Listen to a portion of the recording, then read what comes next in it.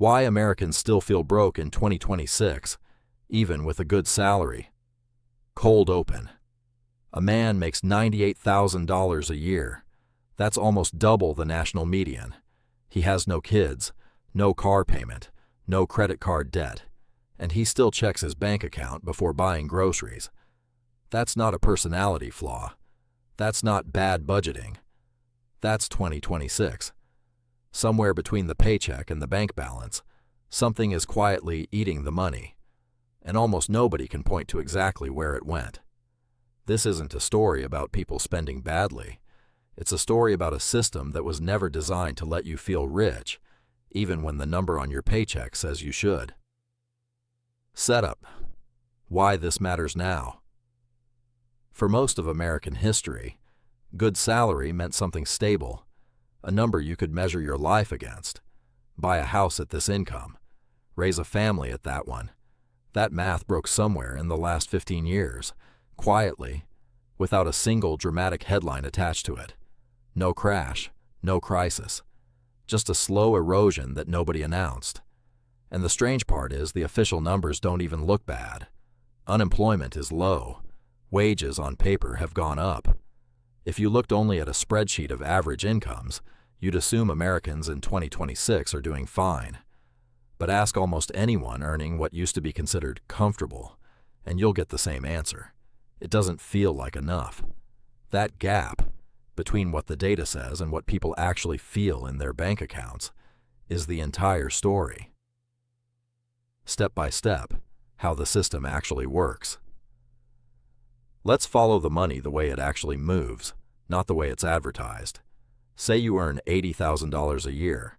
On paper, that sounds like real money. But before you ever see it, roughly a quarter has gone to federal and state taxes. What lands in your account is closer to $60,000.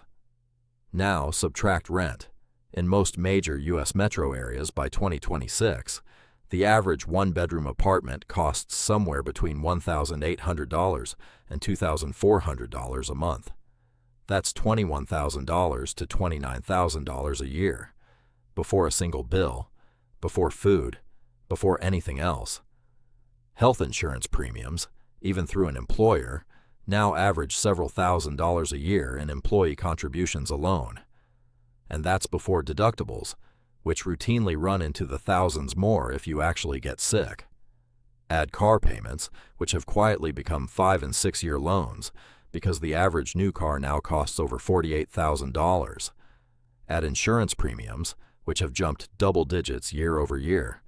Add groceries, which cost noticeably more than they did just 3 or 4 years ago for the same cart of food.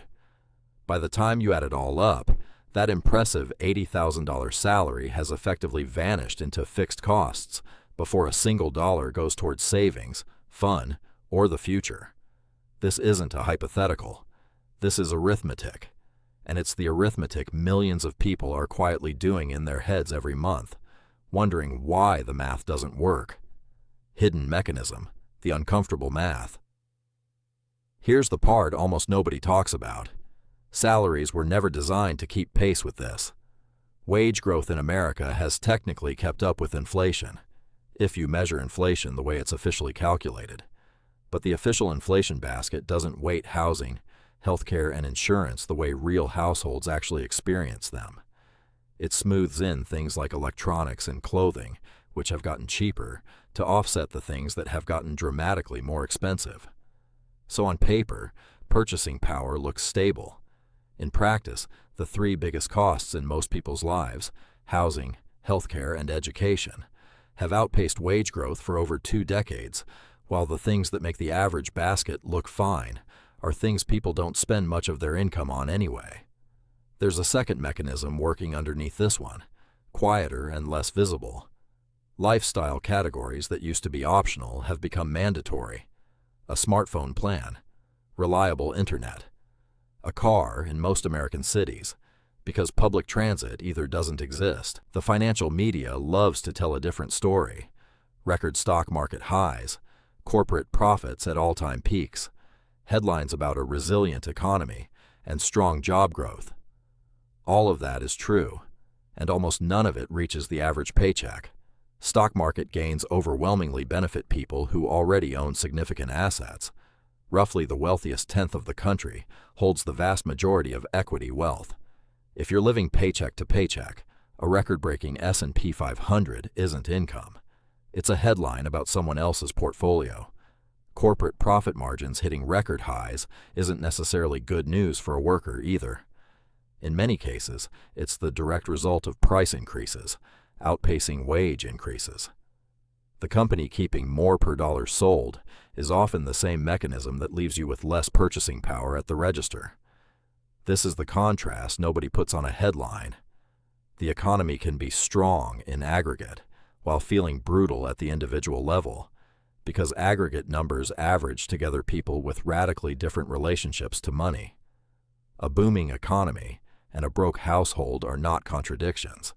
They can be, and often are, the exact same moment in time. Zoom out. The bigger implications. Here's where it stops being a personal finance story and becomes a structural one.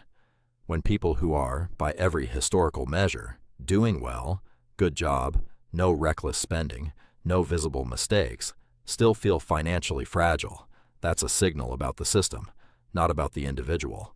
It shows up in the data in ways that are easy to miss if you're not looking for them. Savings rates for middle-income households have been trending lower for years. Credit card balances have been climbing to record levels, even among people with solid incomes. More people are delaying home ownership, delaying having kids, delaying retirement.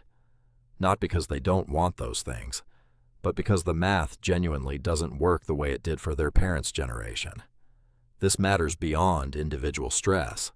An economy where the people doing everything right still can't build a cushion is an economy running on borrowed stability.